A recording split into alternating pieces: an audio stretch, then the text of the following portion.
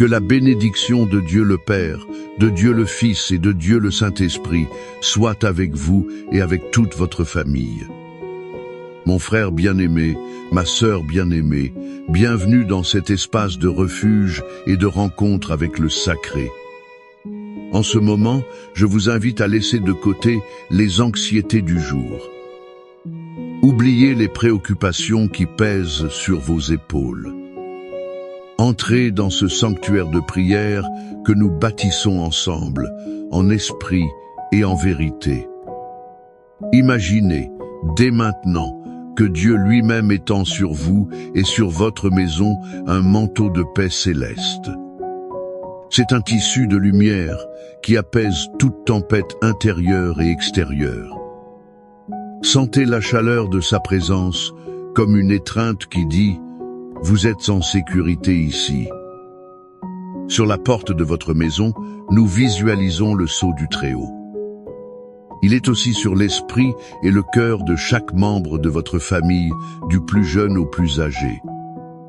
C'est une marque de protection divine qui déclare au monde spirituel que cette famille appartient au Seigneur. Que l'atmosphère autour de vous change maintenant. Que toute tension se dissipe. Que le Saint-Esprit de Dieu ait toute liberté pour œuvrer dans votre cœur, apportant guérison, espérance et la certitude inébranlable de son soin. Avec nos cœurs alignés sur ce but sacré, nous entrons maintenant dans un temps d'autorité spirituelle. Ce n'est pas par notre propre force, mais par le pouvoir qui nous a été conféré. C'est le nom qui est au-dessus de tout nom, le nom de Jésus-Christ. Dans l'unité de la foi, nous nous levons comme des gardiens spirituels de nos foyers. Nous déclarons la guerre à tout plan de l'ennemi pour détruire, voler et tuer la paix, l'unité et la bénédiction dans nos familles. Par l'autorité du nom de Jésus, nous brisons et annulons toute flèche de discorde, toute parole de malédiction et tout esprit de division. Ils ont pu être lancés contre votre mariage, contre la relation entre parents et enfants ou contre l'harmonie entre frères et sœurs. Nous annulons maintenant tout diagnostic de désastre et toute sentence d'échec sur votre maison. Nous nous opposons directement à l'esprit de rébellion qui tente de séduire nos enfants. Nous nous opposons à l'esprit de froideur qui tente de geler l'amour entre les conjoints. Nous nous opposons à la racine d'amertume qui tente d'empoisonner les liens familiaux. Nous déclarons que les portes de l'enfer ne prévaudront pas contre votre famille. Nous ordonnons que toute forteresse de ressentiment, de manque de pardon et d'amertume soit démolie maintenant par le pouvoir du Saint-Esprit. Nous couvrons votre maison, vos finances, votre santé et, par-dessus tout, la vie de chacun de vos proches. Nous le faisons avec le sang précieux et puissant de Jésus-Christ. Et nous publions un décret dans le royaume spirituel. Cette famille est sous la protection du Tout-Puissant. Aucune arme forgée contre elle ne prospérera. La victoire nous a déjà été donnée à la croix, et nous en prenons possession maintenant pour la gloire de Dieu le Père. Et maintenant, avec notre esprit fortifié par cette certitude de la victoire, je vous invite à vous éloigner un peu de la bataille. Asseyez-vous au pied du Maître pour écouter une histoire. C'est une histoire que vous connaissez peu, être bien. Mais aujourd'hui, le Saint-Esprit désire y insuffler une vie nouvelle, révélant les profondeurs du cœur de Dieu envers votre famille. C'est l'histoire que Jésus a racontée, enregistrée dans Luc, chapitre 15, sur un père et ses deux fils. Populairement connue comme l'histoire du fils prodigue, elle est en réalité celle du Père miséricordieux. Imaginons la scène. Un fils plus jeune, impatient et égoïste, arrive chez son père. Il lui fait la demande la plus douloureuse qu'un fils puisse faire. Il dit « Père, donne-moi la part des biens qui me revient. Dans cette culture, c'était comme dire, Père, pour moi, tu es déjà mort, je veux juste ce qui est à moi. Pouvons-nous ressentir le couteau qui a transpercé le cœur de ce Père? Malgré tout, avec une douleur indescriptible, il partage l'héritage. Le Fils part pour une terre lointaine. Là, comme le dit la Bible, il gaspille tout ce qu'il possède, vivant de manière dissolue. Il cherche le bonheur dans les fêtes, les plaisirs momentanés et les amitiés superficielles. Mais le puits de la joie mondaine se tarit rapidement, et une grande famine ravage cette terre. Le jeune homme, qui avait tout auparavant, se retrouve maintenant au plus bas niveau de la société. Il s'occupe des porcs et désire manger la nourriture donnée aux animaux. C'est là, au fond du gouffre, dans l'odeur de la boue et la solitude de sa propre folie, qu'il est revenu à lui-même. Il s'est souvenu de la maison de son père. Il se souvint que même les serviteurs de son père avaient du pain en abondance, tandis que lui périssait de faim. Et une décision germa dans son cœur. Je me lèverai et j'irai vers mon Père. Mais maintenant, tournons nos regards vers le Père. Que faisait-il pendant tout ce temps? La Bible nous donne un indice subtil mais puissant. Elle dit, et comme il était encore loin, son Père le vit. Il fut rempli de compassion. Il courut se jeter à son cou et l'embrassa. Pensez-y. Pour voir quelqu'un qui est encore loin, vous devez être en train de chercher. Ce père n'était pas distrait par ses affaires. Chaque jour, il montait au point le plus élevé de sa propriété. Ses yeux balayaient l'horizon, attendant, languissant et priant pour le retour du fils qu'il avait rejeté. Son cœur n'a jamais abandonné. Et le jour où il aperçoit enfin une silhouette familière, chancelante et sale au loin, il n'attend pas. La dignité d'un patriarche oriental ne l'arrête pas. Il relève ses vêtements et court. Il court pour rencontrer la honte de son fils avec son honneur. Il court pour faire taire le discours de repentance répété du fils par une étreinte qui restaure tout. Il ne demande pas « Où étais-tu? Qu'as-tu fait ?» Il le couvre simplement de baisers. Il ordonne aux serviteurs « Apportez la plus belle robe, un anneau pour son doigt, des sandales pour ses pieds. Tuez le veau gras, car mon fils était mort et il est revenu à la vie. Il était perdu et il a été retrouvé. » Quelle image puissante de notre Dieu! De cette histoire, mon frère, ma sœur, jaillissent des leçons vitales pour votre famille aujourd'hui. La première est la certitude inébranlable de l'amour inconditionnel de Dieu. Vous êtes peu être un père ou une mère au cœur brisé par un enfant qui s'est égaré. Vous regardez ses choix et pensez, il n'y a plus de retour possible. Cette histoire vous crie, l'amour de Dieu ne se base pas sur les performances de votre enfant. Le Père Céleste est sur la terrasse, regardant l'horizon et attendant. Son amour est plus tenace que la rébellion de votre fils. N'abandonnez pas la prière, n'abandonnez pas l'amour, car le Père Céleste n'a pas abandonné. La deuxième leçon est qu'il y a toujours un chemin de retour. Pour vous qui m'écoutez et vous sentez comme le fils prodigue, sachez ceci.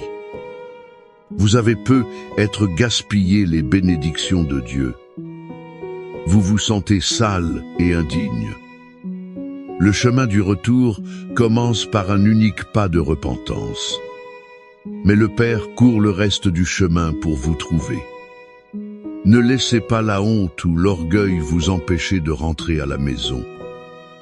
La maison du Père est un lieu de grâce, non de condamnation. Et la troisième leçon peut être la plus cruciale pour la restauration familiale est le pouvoir du pardon pour guérir. Cette étreinte du Père a guéri des années de douleur et de séparation en un instant.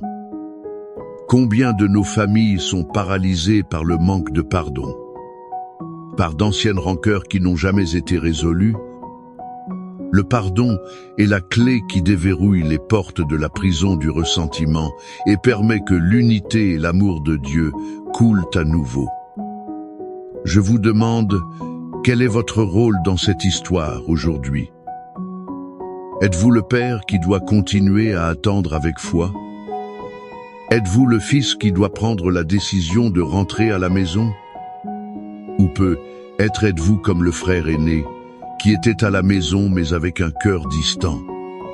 Il était plein de sa propre justice et incapable de se réjouir de la restauration. Que le Saint-Esprit examine notre cœur et nous montre où nous devons nous aligner avec le cœur du Père. L'image de ce Père protecteur qui court pour nous trouver et nous mettre en sécurité nous mène directement aux promesses. Ce sont les promesses qu'il nous a lui-même laissées dans sa parole. Ces promesses sont notre bouclier et notre forteresse. Le psaume 91 est la berceuse du Père céleste pour ses enfants effrayés. C'est la déclaration de protection qu'il proclame sur notre maison. Tandis que l'histoire du Fils prodigue nous montre le cœur du Père, le psaume 91 nous révèle la puissance de ses mains pour nous garder. Je vous invite maintenant à fermer les yeux si cela est possible. Respirez profondément. Laissez chaque mot de ce psaume laver votre âme et devenir une déclaration de foi sur votre famille. Recevez ces mots non comme de l'ancienne poésie, mais comme une promesse vivante et active pour vous, aujourd'hui. Celui qui habite dans le lieu secret du Très-Haut reposera à l'ombre du Tout-Puissant. Je dirai du Seigneur, il est mon Dieu, mon refuge, ma forteresse, et en lui je me confierai. Car il te délivrera du filet, de l'oiseleur et de la peste pernicieuse. Il te couvrira de ses plumes, et tu te réfugieras sous ses ailes. Sa vérité sera ton bouclier et ta cuirasse. Tu n'auras pas peur des terreurs de la nuit, ni de la flèche qui vole de jour. Tu n'auras pas peur de la peste qui marche dans l'obscurité, ni de la destruction qui ravage à midi. 1000 tomberont à ton côté, et 10 000 à ta droite. Mais cela n'approchera pas de toi. Seulement de tes yeux tu contempleras, et tu verras la rétribution des méchants. Car toi, ô Éternel, tu es mon refuge. Tu as fait du Très-Haut ta demeure. Aucun mal ne t'arrivera, et aucune plaie n'approchera de ta tente. Car il donnera des ordres à ses anges à ton sujet, pour te garder dans toutes tes voies. Ils te porteront sur leurs mains, de peur que ton pied ne heurte une pierre. Tu marcheras sur le lion et la vipère. Tu fouleras le lionceau et le serpent. Parce qu'il m'a tant aimé, moi aussi je le délivrerai. Je le mettrai en sécurité sur une hauteur, parce qu'il a connu mon nom. Il m'invoquera, et je lui répondrai. Je serai avec lui dans la détresse. Je l'en délivrerai, et je le glorifierai. Je le rassasierai de longs jours, et je lui montrerai mon salut. Père bien-aimé, basé sur la révélation de ton cœur de Père et sur la fermeté de tes promesses, nous nous unissons maintenant dans une prière finale. C'est un cri qui monte aux cieux pour chaque famille qui entend ce message. Seigneur, comme le Père de la parabole, nous intercédons pour les fils et les filles qui sont loin de la maison. Ils sont perdus dans des terres lointaines de péché, de vices et de mauvaise compagnie. Nous te demandons, Père, qu'au milieu de leur misère, ils puissent revenir à eux-mêmes. Éveille en eux le souvenir de ton amour et la nostalgie de ta maison. Envoie tes anges pour les garder, même dans leur rébellion, et crée un chemin de retour vers la maison. Nous prophétisons le retour des prodigues. Nous prions maintenant pour les mariages en crise, où la communication est brisée et l'amertume s'est installée. Seigneur, que ton esprit de réconciliation souffle sur ces foyers. Brise l'orgueil, guéris les blessures de la trahison et de la négligence. Donne à chaque conjoint la capacité surnaturelle de pardonner comme tu nous as pardonné. Restaure la joie, l'intimité et le but dans chaque union. Nous invoquons la promesse du psaume 23. L'Éternel est mon berger, je ne manquerai de rien. Nous prions pour les familles confrontées à des crises financières, pour le père au chômage et pour la mère qui ne sait pas comment nourrir ses enfants. Tu es Yehovah Jireh, notre pourvoyeur. Ouvre les fenêtres des cieux, Seigneur, et pourvois chaque besoin selon tes richesses en gloire. Que le pain ne manque pas sur la table, mais qu'il y ait abondance pour qu'il puisse aussi être une bénédiction pour les autres. Et nous prions pour la guérison, Seigneur. Guérison physique pour les corps malades, pour les enfants malades et pour les parents qui luttent contre des maladies chroniques. Mais aussi, et peut être plus urgemment encore, nous prions pour la guérison de l'âme. Guéris les souvenirs douloureux, les traumatismes d'enfance, les mots durs qui ont créé des blessures profondes. Que ton baume de Galaad coule à travers les générations, guérissant et restaurant tout ce qui a été brisé. Et maintenant, je veux vous faire une invitation. Là, dans la section des commentaires, je vous encourage à faire un pas de foi. Écrivez le nom de votre famille ou tapez simplement la déclaration « Ma famille est sous la protection de Dieu ». En faisant cela, vous ne faites pas que taper des mots. Vous scellez cette prière avec votre foi. Vous vous unissez à une communauté de croyants qui intercèdent les uns pour les autres.